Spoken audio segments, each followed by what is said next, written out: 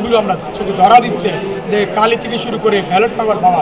আপনাদের সামনে কিন্তু এখন ভোট দিয়ে আমি নামলাম, কিন্তু দেখেন আমার কাছে কিন্তু কোনো কালি নেই।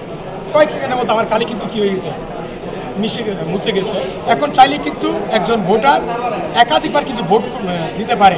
এছাড়াও আমরা দেখলাম যে আমাদের আইটি ভবনে 214 এবং 15 নাম্বার রুমে কিন্তু অনেকগুলো ব্যালট পেপার পাওয়া গেছে এবং যেগুলো সিগনেচার ছাড়া। এখন যেই প্রক্রিয়ায় ভোট হচ্ছে সেই প্রক্রিয়ায় যে অনিয়মের মাধ্যমে কারচুপির যে সম্ভাবনা হয়েছে, যে আপনার ব্যালট পাওয়া যাচ্ছে এবং রিটার্নিং অফিসার স্বীকারও করে নিচ্ছে ভুলবশত হয়েছে, কালি উঠে যাচ্ছে, তারা যে শনাক্তকরণের যে প্রক্রিয়া সেখান থেকে কিন্তু শনাক্ত করা যাচ্ছে না।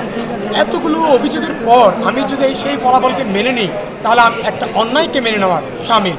আমরা সেই অন্যায়কে মেনে নেব কিনা সেটা আমরা আলোচনা করে আমাদের প্যানেলের সাথে আমরা জানাই। 36 বছর পর যে আমাদের চাকরি নির্বাচন হতে যাচ্ছে, আমাদের 28,000 শিক্ষার্থীর যে আকাঙ্ক্ষা, আমাদের মৌলিক সুযোগ সুবিধা নিশ্চিত করার প্ল্যাটফর্ম, আমাদের অধিকার আদের প্ল্যাটফর্ম এবং বিশ্ববিদ্যালয় প্রশাসনকে জবাবদিহিতার আওতায় আনার প্ল্যাটফর্ম, সেই প্ল্যাটফর্ম আমরা 36 বছর পর কার্যকর হতে যাচ্ছে। আমাদের শিক্ষার্থীদের মধ্যে একটা উৎসব আমরা যে পরিবেশন লক্ষ্য করেছি। কিন্তু আমি যখন আজকে কেন্দ্রতে আসলাম, বিভিন্ন কেন্দ্রে কিন্তু আমাদের শিক্ষার্থীরা ভোটাররা কিন্তু বিভিন্ন অভিযোগ দিচ্ছিল যে তাদের যে শনাক্তকরণের যে প্রক্রিয়া, কালো কালি দেওয়া যেন দ্বিতীয়বার ভোটাধিকার প্রয়োগ করতে না পারে, সেখানে কিন্তু কালিগুলো কয়েক সেকেন্ডের মধ্যে মুছে যাচ্ছে। আমি এটা শুনে কিন্তু একটু হতাশ হলাম এবং আমি সেটা যখন এখন ভোটাধিকার প্রয়োগ করে আমি যখন বেরোলাম আপনাদের সামনে কিন্তু এখন ভোট দিয়ে আমি নামলাম, কিন্তু দেখেন আমার কাছে কিন্তু কোনো কালি নেই।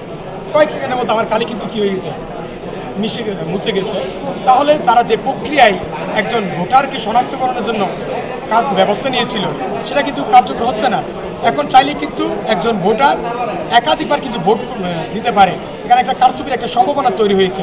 আমরা দেখলাম যে ডাকসুও কিন্তু সেম প্রক্রিয়া হয়েছিল এবং আমাদের নির্বাচন কমিশন আমাদের আশ্বস্ত করেছিল যে ডাকসু এবং জাকসু থেকে আমরা শিক্ষা নিয়ে একটা অনন্য একটা উদাহরণ আমরা সৃষ্টি করবো চাকসু নির্বাচনে।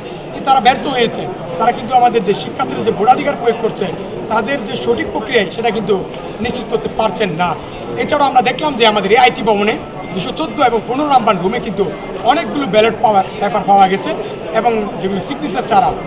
এই ব্যালট পেপার কীভাবে আসলো, যে সিগনেচার ছাড়া এবং এগুলো বাক্সে কীভাবে ঢুকছে। আমরা যখন এই রিটার্নিং অফিসারকে যখন জিজ্ঞেস করালো, তারা এটা ভুলবশত হয়েছে বলে অবার্তা করলেন, যেটা বিভিন্ন মিডিয়ায় কিন্তু অলরেডি চলে এসেছে। তো আমাদের সকল প্রক্রিয়া কিন্তু এখানে আপনার যে এমনভাবে আগাচ্ছে যে এখানে স্বচ্ছতার কোনো ভালাই নেই। আমাদের এখানে আমাদের খুব এটা হতাশ হয়েছে। আমরা কিন্তু বাসা থেকে যখন বেরোচ্ছি, আমি নিজে ফেসবুকে স্ট্যাটাস দিয়েছিলাম যে আমাদের শিক্ষার্থীরা যেই রায় দিবে সেখানে জয় পরাজয় যেটাই হোক, অতীতে যেভাবে তাদের পাশে ছিলাম আগামীতে আমরা তাদের পাশে থাকবো, কাজ করে দেবো। প্রতিহত করার মতন ক্ষমতা আমাদের আছে, আমরা ইনশাল্লাহ প্রতিহত করবো। যারাই চুরি করবে, চুরি করার জন্য যাদের মানে প্রতিহত করা থাকবে আমরা প্রতিহত করবো। আমরা ভোট বর্জন করবো। নির্বাচন কমিশনার যে ওয়াদাটা করছিলেন সেই ওয়াদার তো আমরা তো অবশ্যই জবাব দিতে তাদের কাছে চাইবো যে কেন তারা আমাদেরকে বারবার আশ্বস্ত করে, কেন তারা ভুল ইনফরমেশন আমাদেরকে দিয়েছে। কারণ আমি একটা কথাই বারবার বলি, নির্বাচন কমিশন ওনারা আমাদের বিশ্ববিদ্যালয়ের শিক্ষক, আমরা বিশ্ববিদ্যালয়ের সকল শিক্ষার্থী, কোনো রাজনৈতিক দল মত কোনো গোষ্ঠী নেই, সবাই আমরা তার সন্তানের মতো। কিন্তু উনি কেন পক্ষপাতিত্ব করবেন?